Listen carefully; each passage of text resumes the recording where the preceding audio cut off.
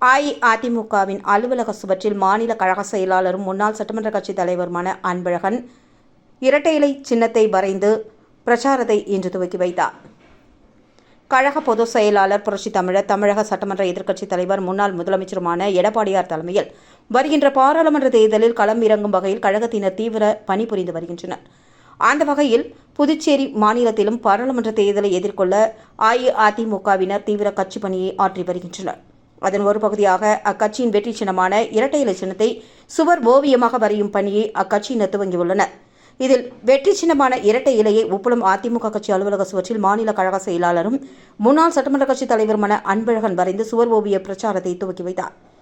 இந்நிகழ்வில் மாநில கழக அவைத் தலைவர் அன்பானந்தம், மாநில கழக பொருளாளர் ரவி பண்டுரங்கன், புதுச்சேரி நகர கழக செயலாளர் அன்பழகன் உடையார், துணை செயலாளர்கள் கிருஷ்ணமூர்த்தி, நாகமணி, அண்ணா தொழிற்சங்க பேரவை செயலாளர் பாப்புசாமி, இளைஞர் பாசறை மற்றும் இளம்பெண்கள் பாசறை செயலாளர் தமிழ்வேந்தன், தொகுதி கழக செயலாளர்கள் ஆறுமுகம், கமல்தாஸ், கோபால் மற்றும் முன்னாள் மாநில மாணவர் அணி பொருளாளர் பார்த்தசாரதி உள்ளிட்டோர் கலந்து கொண்டு சிறப்பித்தனர்.